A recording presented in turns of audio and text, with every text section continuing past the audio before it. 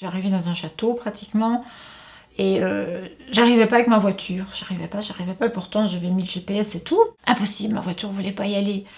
Et je suis rentrée dans cette allée, j'étais vraiment pas bien. Je dis à la dame, bon, il s'est passé des trucs ici. Bah, évidemment, il y avait eu la magie noire dans la maison.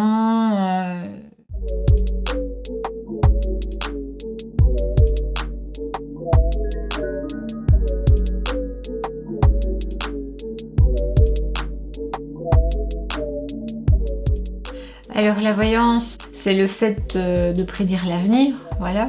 De tout temps dans l'histoire, on a prédit l'avenir, que ce soit dans différentes cultures aussi, le marc de café, la boule de cristal. Bon, moi, mon support, ce sont les cartes. Voilà, j'ai une affinité, j'ai une attirance pour les couleurs, les images, la disposition, la traduction. Et voilà, je n'ai pas étudié d'autres méthodes. Et voilà, pour moi, c'est ça la définition de la voyance, c'est de prédire ce qui va arriver et aussi de ressentir les choses. Il y a des fois où j'ai pas besoin de support, je ressens les choses comme ça. Ça m'est déjà arrivé plein de fois par rapport à certaines personnes ou des lieux où j'arrive pas à mettre les pieds ou des gens dont je sais que je dois m'isoler. Donc voilà, je pense que plus on manipule son outil, ça peut être aussi le pendule, au plus on intègre la voyance en soi. Donc il y a les services de voyance, donc que ce soit par l'intermédiaire des cartes, sur les bases de photos aussi, quand on me donne les photos des gens ou des lieux, je peux avoir des flashs et des perceptions. Je travaille par communication, que ce soit avec les vivants, les défunts, les animaux. Donc je fais des soins énergétiques. Quand on dit soins énergétiques, ce ne sont pas des massages, ce sont vraiment des soins, du magnétisme et des choses comme ça. C'est très drôle, mais il y a des gens avec qui on est tout de suite en connexion. Où il y a des fois, je pratiquement pas sortir les cartes, où je sais que j'ai en face de moi quelqu'un qui a perdu sa compagne, je veux dire. Et il y a des fois où c'est plus difficile, parce qu'il y a aussi des gens qui sont un peu dans le doute aussi, donc qui viennent vous voir, mais est-ce que vraiment on va me dire la vérité ou pas? Et alors là, on a plus difficile à communiquer avec eux et à être en symbiose, voilà. Mais la personne qui se laisse un peu comme un abandon total, voilà, c'est un peu ça, il faut se laisser aller. Alors là, on est très vite dans son cadre de vie et on voit très vite les choses. C'est un peu comme avec un psy, si on n'a pas confiance, bah, ça ne va pas fonctionner. Avec un médecin, c'est la même chose, hein. Et donc, il y a des fois, il faut 1 ou 2 séances pour que cette espèce de lien se crée. Et il y a des fois, ça ne va jamais, ça a déjà arrivé. Où il y a des gens, je ne les ai pas renvoyés, mais où si je ressens trop d'agressivité, je dois aussi me protéger. Et bon, voilà, j'invente que je suis full pendant 3 mois parce que je sais que ça ne va rien donner et je ne vais pas prendre de l'argent pour prendre de l'argent, ça ne sert à rien, c'est malhonnête.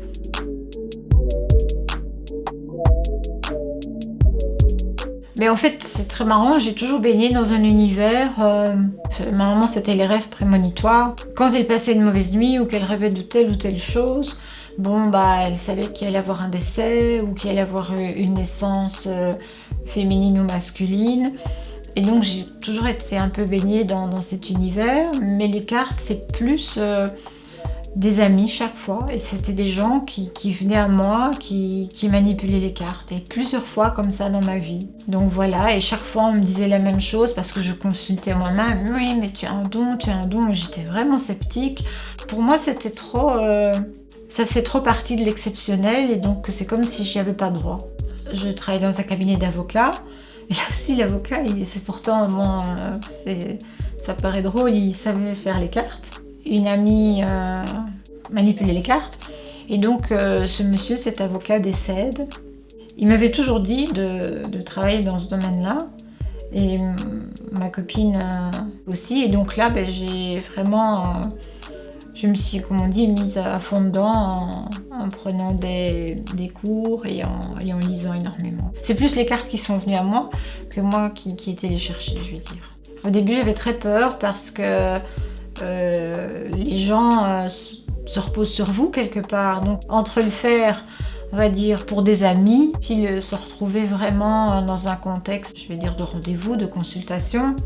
Et oui, ça fait un peu peur, oui.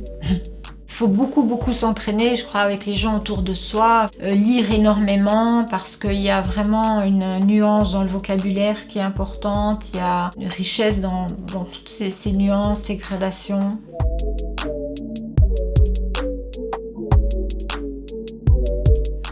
Mais je pense que ça les sécurise, voilà, les gens ont des interrogations, donc avant d'agir pour certaines choses, ils me consultent pour avoir mon avis.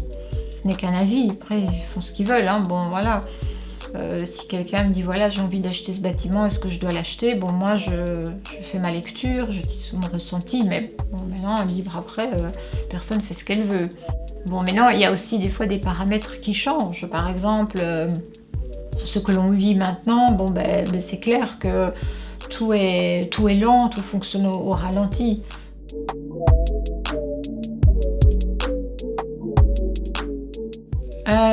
Oui et non, parce que j'ai toujours raison.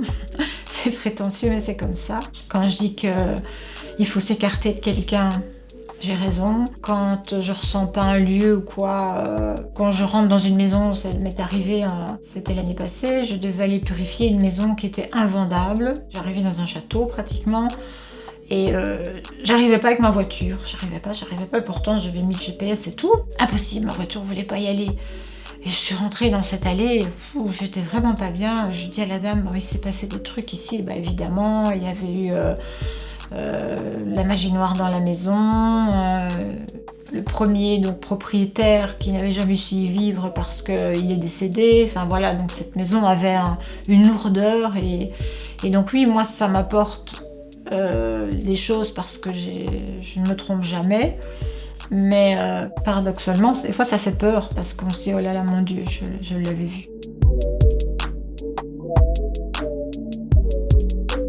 Souvent les gens qui se foutent, c'est les gens qui ne connaissent pas. Donc voilà. Donc moi ça ne me pose pas de problème. J'ai quand même été toujours médiatisée dans le bon sens du terme. On n'a jamais joué de couvache. Bon, j'ai déjà eu des gens qui venaient en test. Voilà. Et ça c'est ridicule parce que c'est une perte de temps pour tout le monde. Je le sens tout de suite, si on va me tester, c'est du temps perdu pour tout le monde. Voilà, mais c'est vrai que j'évolue quand même dans un milieu qui me respecte. Et bon, donc le regard des autres est toujours positif. Voilà. C'est ce que je dis toujours, quand on n'a pas la parole, quand on est bébé, notre maman, elle nous comprend par intuition, parce que rien qu'à la manière dont on pleure, elle va savoir ce qui ne va pas. Et en fait, c'est très marrant. Une fois qu'on acquiert la parole, c'est comme si la parole prenait le dessus par rapport à l'intuition. Et on se dit, oh, l'intuition, non, plus besoin. Alors que c'est tout le temps là dans la vie, ça doit exister tout le temps.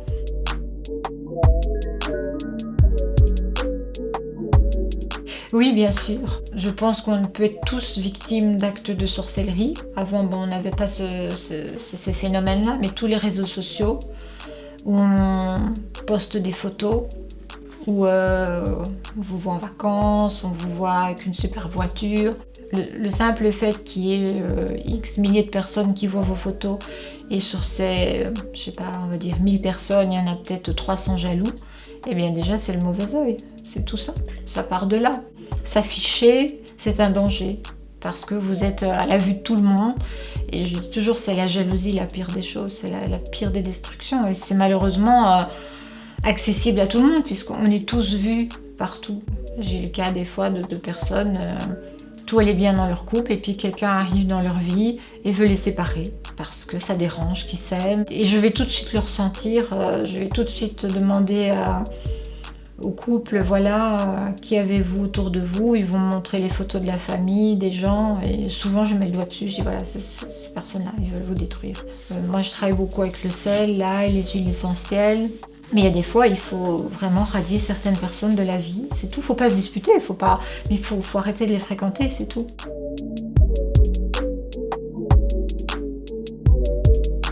La voyance, donc, comme je disais, repose sur des outils comme le pendule, la boule de cristal, les cartes. Et l'astrologie, c'est la position des astres. Donc voilà, là c'est un domaine que je ne connais pas du tout. Mais donc on n'a pas les mêmes repères. Voilà. Il y a beaucoup de gens qui me disent ah les astres, puis bon je ne dis rien, mais c'est pas la même chose. Non.